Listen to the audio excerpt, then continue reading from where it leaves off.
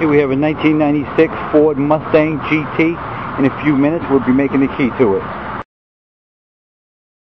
Okay, we're back at that Ford Mustang 1996 GT. As you see, we got a key that works the door.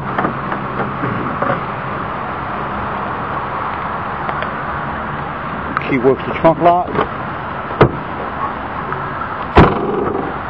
In a few minutes we'll program the key to start this engine.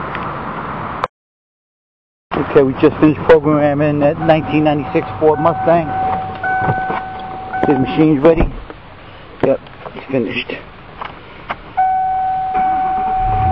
If you have any questions, you need us to make any keys or program keys for you or spare keys, just give us a call or go to our website, www.acmlocksmithgroup. Thank you.